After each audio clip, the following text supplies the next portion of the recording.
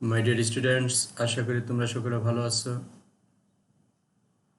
আজকে আমরা আলোচনা করব দ্বিতীয় চ্যাপ্টার অসিলেটর সার্কিট সম্পর্কে।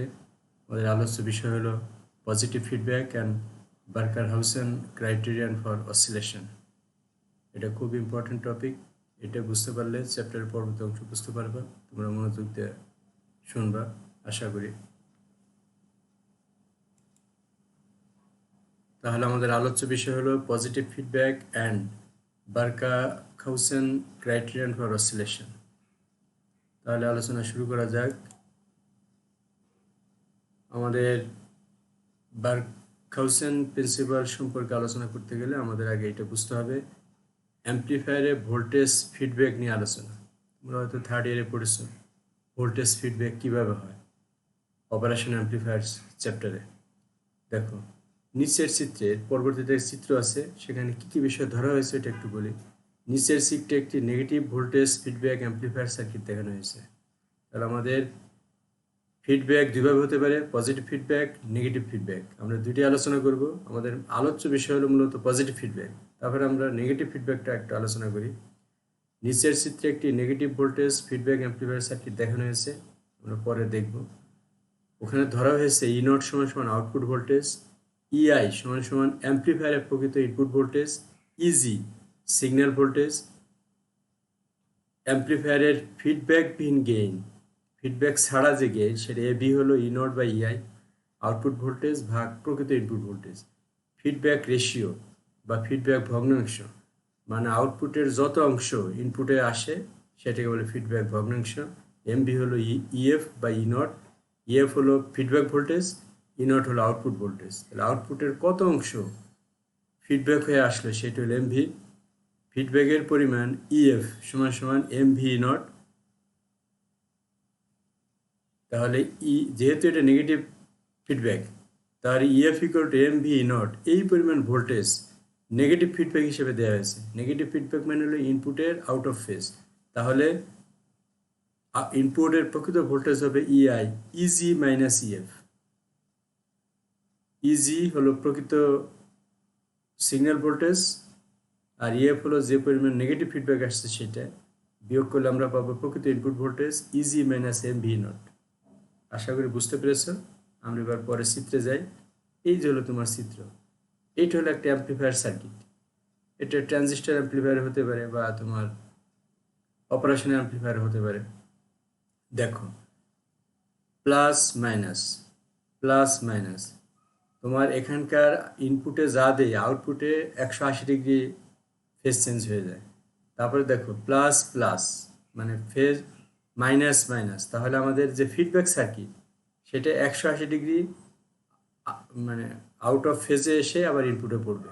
মূল কথাটা হলো আমরা ইনপুটে যে ভোল্টেজ দিব আউটপুটে পাবো হলো 180 দশা পার্থক্যের আউটপুট।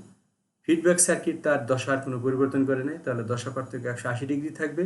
তাহলে বোঝা গেল ইনপুটে আমরা যা ছিল ফিডব্যাকটা তার 180 ডিগ্রি দশা পার্থক্য এসে পড়বে। সুতরাং নিট ভোল্টেজ হবে E G minus M V naught. আশা করি বুঝতে পেরেছ। এখন দেখো, আমরা জানি আগেই বলেছি এভি হলো E not by EI, AV সমান সমান ই নট, ইআই আমরা একটু আগে দেখলাম EG minus M V not. আমরা আড়াআড়ি গুণন করি, AV EG minus AV M V not equal to E not.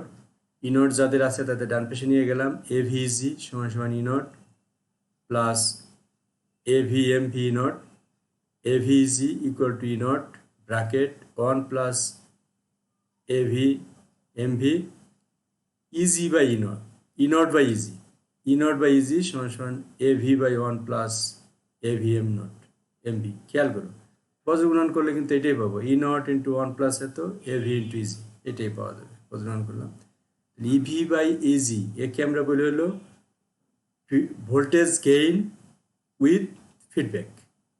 E not by ইজিকে আমরা বলি A V F. A V মানে হলো ভোল্টেজ গেইন, এফ মানে উইথ ফিডব্যাক।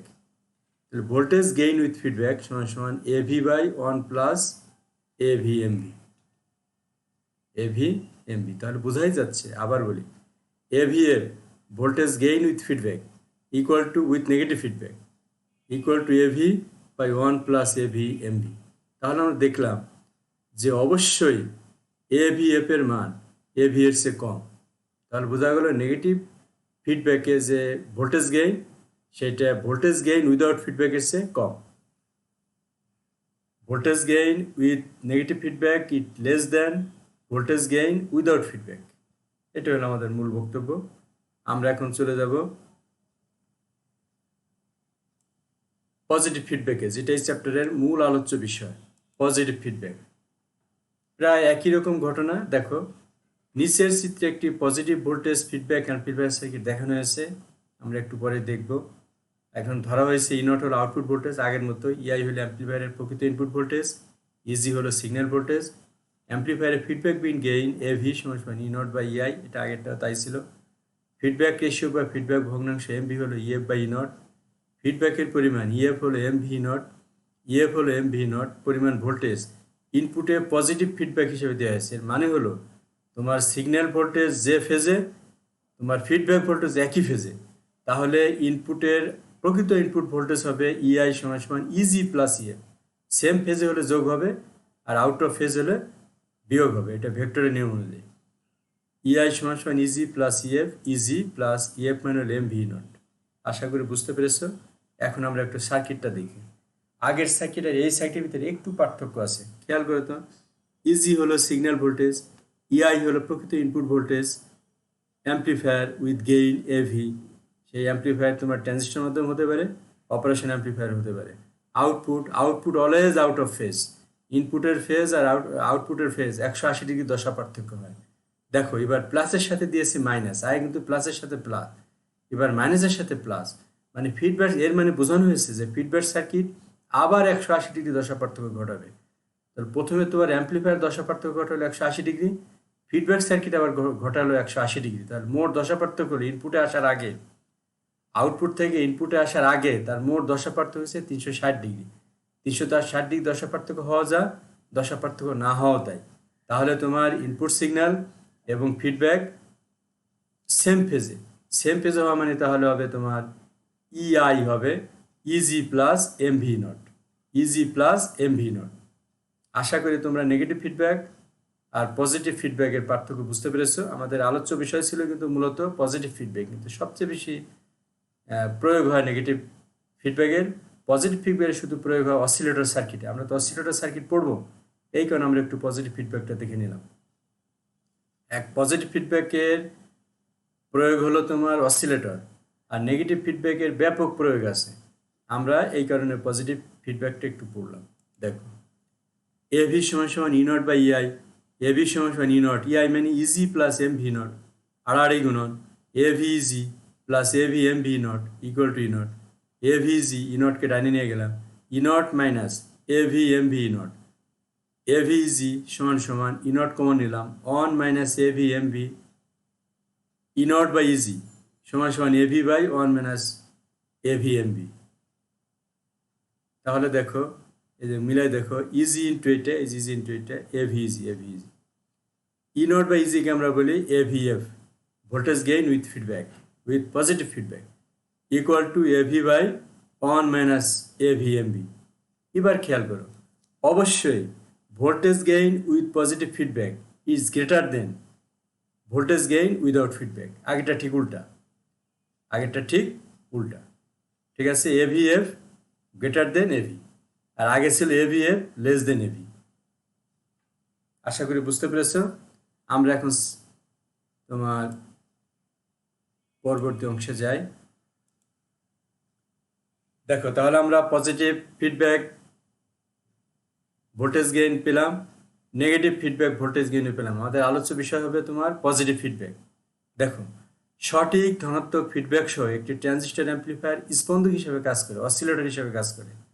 এটি কোনো সিগন্যাল সোর্স ছাড়াই স্পন্দন তৈরি করতে পারে। নিচের চিত্রে ধনাত্মক ফিডব্যাক সহ একটি ট্রানজিস্টর অ্যাম্প্লিফায়ার দেখানো হয়েছে, আমরা একটু পরে দেখব। এটা মনে রাখা প্রয়োজন, যে ফিডব্যাক অ্যাম্প্লিফায়ার মূল ইনপুট সিগন্যালে সমদশার ফিডব্যাক ভোল্টেজ তৈরি করে তাকে ধনাত্মক ফিডব্যাক অ্যাম্প্লিফায়ার বলে। এই শর্ত নিচের সার্কিটে মানা হয়েছে। অ্যাম্প্লিফায়ার কর্তৃক দশার পরিবর্তন হয় 180 ডিগ্রি, এটা আমি আগেই বলেছি একবার। এবং ফিডব্যাক নেটওয়ার্ক দ্বারা আবার দশার পরিবর্তন 180 ডিগ্রি, তাহলে মোট দশার পরিবর্তন হলো 360 ডিগ্রি।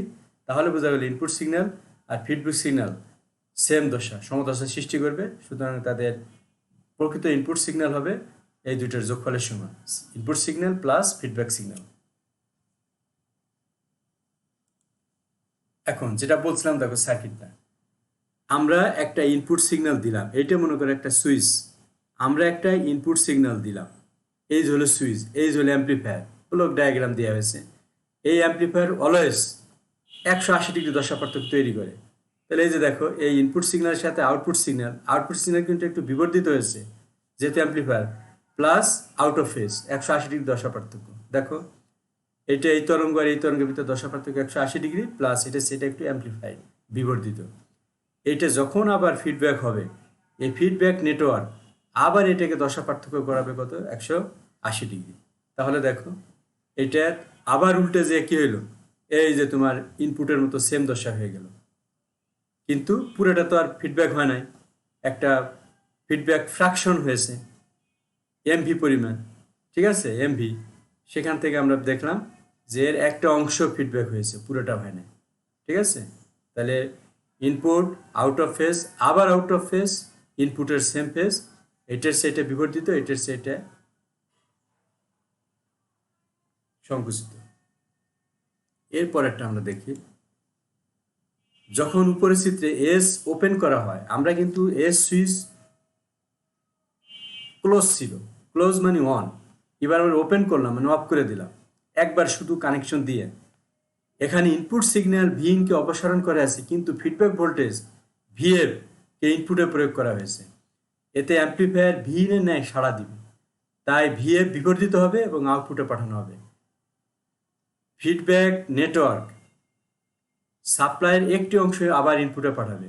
এইভাবে অ্যাম্প্লিফায়ার সার্কিট ইনপুট সিগন্যাল পাবে, আবার একটি আউটপুট সাইকেল তৈরি হবে।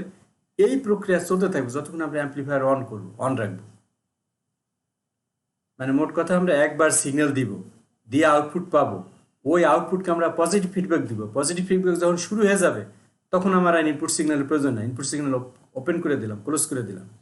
তাহলে আমার এই ফিডব্যাক সিগন্যালটাই তোমার অনবরত ইনপুটে আসতে থাকবে, একই পরিমাণে আসতে থাকবে, ফলে সে অসিলেশন তৈরি হইতেই থাকবে যতক্ষণ অ্যাম্প্লিফায়ার অন থাকবে, কখনো অফ হবে না। এইভাবে অ্যাম্প্লিফায়ার কোনো বহিস্থ ইনপুট সিগন্যাল ছাড়াই সাইনোসয়েডাল আউটপুট তৈরি করবে।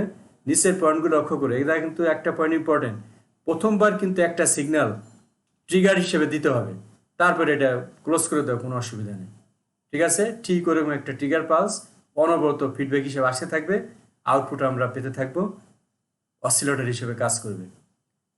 নিচের পয়েন্টগুলো একটু দেখো, সঠিক ধনাত্মক ফিডব্যাক সহ একটি ট্রানজিস্টর অ্যাম্প্লিফায়ার রেসপন্স হিসেবে কাজ করবে। তাহলে তোমার প্রথম শর্ত হলো positive feedback with proper magnitude, সঠিক অ্যাম্প্লিটিউডে আসতে হবে। তোমার যদি একবার বেশি আসে একবার কম আসে, তাহলে সেটাকে আমরা আদর্শ স্পন্দক বলতে পারবো না। স্পন্দন শুরুর দিকে সার্কিটে একটি মাত্র কুইক ট্রিগার সিগন্যালের প্রয়োজন হয়। একবার স্পন্দন শুরু হলে এই বহিস্থ সিগন্যাল আর কোনো প্রয়োজন হয় না। সার্কিটের আউটপুটে নিরবিচ্ছিন্ন আনড্যাম্পড অদমিত স্পন্দন পাওয়ার জন্য নিম্নের শর্তগুলো পূরণ করতে হবে। MVAV = 1। দেখো এটাই কিন্তু তোমার বারখাউসেন শর্ত। MVAV = 1, এইটাকেই বলে বারখাউসেন শর্ত। এই শর্ত নিয়ে আমরা একটু আলোচনা করব। MV মানে আমরা জানি ফিডব্যাক ভগ্নাংশ, AV হলো তোমার ভোল্টেজ গেইন উইদাউট ফিডব্যাক, আর 1 নম্বর সমীকরণকে আমরা বলি বারখাউসেন শর্ত। এই শর্ত নিয়ে আমরা একটু আলোচনা করব, একটু খেয়াল করো।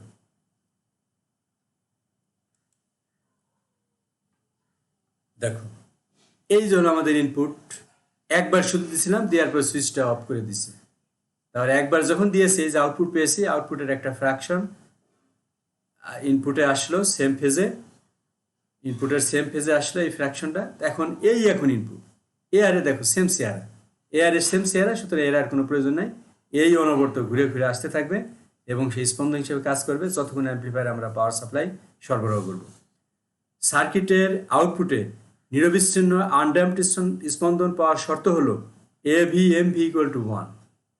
AV হলো ফিডব্যাক ভগ্নাংশ, AB হলো ফিডব্যাক ছাড়া অ্যাম্প্লিফায়ারের ভোল্টেজ গেইন, আর 1 নং সমীকরণ হলো বার্কহাউসেন শর্ত। ঠিক আছে, একটু খেয়াল করা যাক, পরের পেজে আমরা যাই। দেখো, বার্কহাউসেন শর্ত হলো ধনাত্মক ফিডব্যাকের এমন একটি অবস্থা যার জন্য অ্যাম্প্লিফায়ারের আউটপুট নিরবিচ্ছিন্ন আনড্যাম্পড স্পন্দন পাওয়া যায়। আউটপুটে নিরবিচ্ছিন্ন আনড্যাম্পড অদমিত স্পন্দন পাওয়া যায়, মানে ভোল্টেজের আউটপুট ভোল্টেজের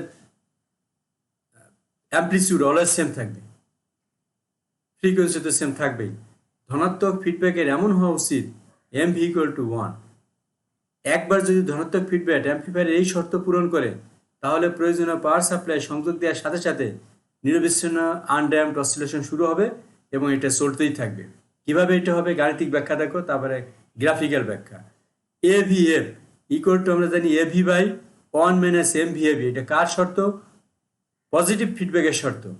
এ V F voltage gain with positive feedback equal to A V voltage gain without feedback ভাগ 1 minus A V M B. দেখো, এ ভি এম বি যদি 1 হয়, মানে এইটা যদি 1 হয়, তাহলে এ ভি এফ কি হবে? এ ভি বাই 1 মাইনাস 1, তাহলে এ ভি এফ হবে ইনফিনিটি। তাহলে আমরা বার্কহাউসেন শর্ত যদি মানি, তাহলে আমাদের voltage gain with positive feedback হবে ইনফিনিটি।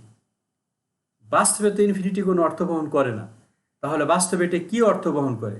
তাহলে গাণিতিক মান কি বোঝায়? ইনফিনিটির গাণিতিক মান কি? এর দ্বারা বোঝায় ইনপুট ভোল্টেজ সিগন্যাল খুবই নগণ্য হলে একটা নির্দিষ্ট পরিমাণ আউটপুট ভোল্টেজ পাওয়া যাবে।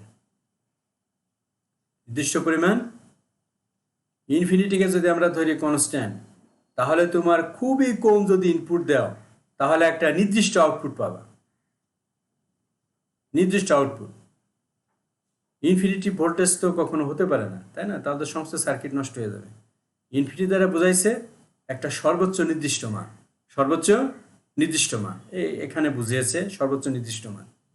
তাহলে আমরা যদি খুবই অল্প সিগন্যাল প্রয়োগ করি, খুবই অল্প পরিমাণ ইনপুট দেই, তাহলে আমাদের আউটপুট হবে একটা নির্দিষ্ট পরিমাণ। ইনফিনিটি দ্বারা এটা বোঝানো হয়েছে। তাই একবার যদি সার্কিটে ইনপুট ট্রিগার দেওয়া হয়, তাহলে কোনো বহিস্থ সিগন্যাল ছাড়াই আনড্যাম্পড স্পন্দন তৈরি করবে।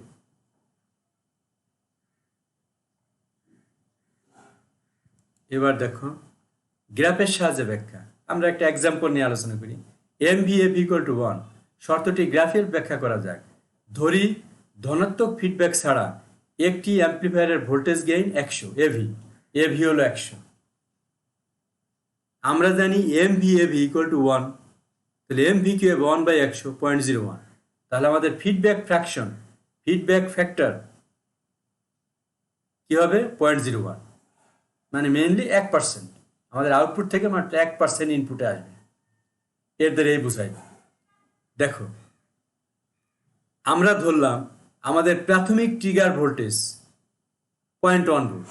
আমরা প্রথমে যে সিগন্যাল ভোল্টেজটা দিয়েছিলাম ট্রিগার ভোল্টেজ, ওটা হলো 0.1। ভি নো কি হবে? প্রথমবার ওইটাই হবে, কারণ এখন তো ফিডব্যাক আসে নাই। এ ভি আমরা কত জানি? 100, আমরা ধরে নিয়েছি 100। এম ভি কত? 0.01। তাহলে এ ভি হলো আমরা জানি V not by V. V not হবে কি? A V into V. A V হলো 100 আর ভি হলো 0.1, 10 ভোল্ট। তাহলে আমাদের ট্রিগার ভোল্টেজ দিয়েছিলাম বা সিগন্যাল ভোল্টেজ 0.1, প্রথমে আউটপুট হয়েছিল 10 ভোল্ট। এবার দেখো এম ভি হলো V F by V not. V F কি হবে? M V V not. M V হলো 0.01 আর ভি নট হলো 10, তাহলে ভি এফ কত হলো? 0.1, ওই আমাদের ভি এর সমান। তাহলে আমাদের এখন প্রথমবার যে ট্রিগার সিগন্যাল দিয়েছিলাম 0.1, আমাদের যদি ভোল্টেজ গেইন 100 হয়ে থাকে, তাহলে আমরা ফিডব্যাক ভোল্টেজ আবার কত পাবো? 0.1। আউটপুট ভোল্টেজ কত পাবো? 10। এইটা এখন সাইকেল হিসেবে চলতেই থাকবে। আমাদের ভোল্টেজ গেইন যদি 100 হয় উইদাউট ফিডব্যাক, এবং ইনপুট সিগন্যাল ভোল্টেজ যে ট্রিগার ভোল্টেজ যদি 0.1 হয়, তাহলে আমাদের এম ভি অলওয়েজ হবে 0.01। ভি ইন তো 0.1 দিয়েছি, ভি এফ অলওয়েজ হবে 0.1। তাহলে ভি ইন আর ভি এফ অলওয়েজ সেম। তাহলে এখন তো আর ভি এর দরকার নেই, ভি এফই এখন ভি এর কাজ করবে। তাহলে এখন আমরা যদি ট্রিগার ভোল্টেজকে অফ করে দেই, তাহলে ভি এফ এখন আমাদের ইনপুট ভোল্টেজ হিসেবে কাজ করবে এবং এই সাইকেল চলতেই থাকবে, আউটপুট সিগন্যাল পেতেই থাকবা যতক্ষণ পর্যন্ত তোমার অ্যাম্প্লিফায়ার সার্কিট অন থাকবে। অফ করে দিলে তো সার্কিট অফ। এইভাবে আমরা স্পন্দক বা অসিলেটর তৈরি করতে পারি। তাহলে অসিলেটর তৈরি করার শর্ত হলো তোমার পজিটিভ ফিডব্যাক দিতে হবে। ট্রিগার সিগন্যাল মোমেন্টারিলি মানে মুহূর্তের মধ্যে একবার দিতে হবে, তারপর এটা অফ করে দেব। তখন ফিডব্যাক ভোল্টেজ হয়ে যাবে তোমার সিগন্যাল ভোল্টেজ। এই ফিডব্যাক ভোল্টেজ অনবরত আসতে থাকবে, আউটপুট ভোল্টেজ পেতে থাকবো, তাহলে অসিলেটর সার্কিট তৈরি হবে। আশা করি বুঝতে পেরেছ। এটা অনেক ধীরে পড়ালাম, সহজে পড়ালাম, না বুঝলে পরে আবার দেখো। আর এটা তোমরা যে কোনো একটা বই ফলো করতে পারো, তোমার ভিকে মেথা, বিএল থ্রেজা, ওয়ালস্টেড আর নাশালিস্কি, যে কোনো একটা বই ফলো করলে তোমরা বুঝতে পারবা। বইয়ে মোটামুটি এইভাবেই লেখা আছে। এখন যেটা বললাম ওটার গ্রাফ, আমাদের ভিন ছিল হলো point one voltage peak, peak মানে অ্যাম্পলিটিউড। খেয়াল করো, আমাদের আউটপুট ভোল্টেজ ছিল 10 volt peak, feedback voltage point one volt peak. এই ফিডব্যাক ভোল্ট আবার কি আসবে, এই যে ইনপুটে চলে আসবে। এখন এই ফিডব্যাক ইনপুটে আসবে, সেই 10 ভোল্ট আউটপুট বানাবে, আবার পয়েন্ট অন ফিডব্যাক হবে, আবার ইনপুটে আসবে, এইভাবে চক্রাকারে চলতেই থাকবে। তাহলে এখন আমরা এতক্ষণ যে আলোচনা করলাম, ট্রিগার সরিয়ে নিলেও অ্যাম্প্লিফায়ারটি নিরবিচ্ছিন্ন আনড্যাম্পড স্পন্দন তৈরি করবে। এই যে নিরবিচ্ছিন্ন, এভাবে চলতেই থাকবে। আমরা দেখেছি দুটো তরঙ্গ, এরকম হাজার হাজার লাখ লাখ তরঙ্গ সেকেন্ডে তৈরি হবে, কোনো অসুবিধা নেই। অতএব দেখা যাচ্ছে ট্রিগার সরিয়ে নিলেও অ্যাম্প্লিফায়ারটি নিরবিচ্ছিন্ন আনড্যাম্পড স্পন্দন তৈরি করবে। নোট MVAB ইকুয়াল টু 1 একটা আদর্শ শর্ত। বাস্তবে MVAB কখনো 1 হয় না, 1-এর চেয়ে একটু বেশি হয়। রেজিস্টারে পাওয়ার ডিসিপেশনে এই বাড়তিটুকু কম্পেনসেট করে। আমাদের রেজিস্টার থাকে, সেখানে হিট হিসেবে কিছু এনার্জি লস হয়। সেই এনার্জি লস পূরণ করার জন্য আমাদের MVAB মান 1-এর চেয়ে একটু বেশি নেওয়া উত্তম। তাহলেই আদর্শ আনড্যাম্পড অসিলেটর তৈরি হবে। আশা করি বুঝতে পেরেছ। এর পরবর্তীতে আমরা 4টে অসিলেটর সার্কিট নিয়ে আলোচনা করব। তোমার উইনব্রিজ oscillator, Colpitts oscillator, Hartley oscillator ইত্যাদি অসিলেটর নিয়ে আমরা আলোচনা করব। কিন্তু অসিলেটর বোঝার জন্য তোমার এই কনসেপশন, প্রথম লেকচার এবং দ্বিতীয় লেকচারের কনসেপশনটা মনে রাখতে হবে, তাহলে অসিলেটর সার্কিট বুঝতে সুবিধা হবে। তোমরা তাহলে প্রথম লেকচার এবং দ্বিতীয় লেকচারটা ভালো করে দেখবা, তাহলে পরেরটা অনেক সহজ হবে। সবাইকে ধন্যবাদ, সবাই ভালো থেকে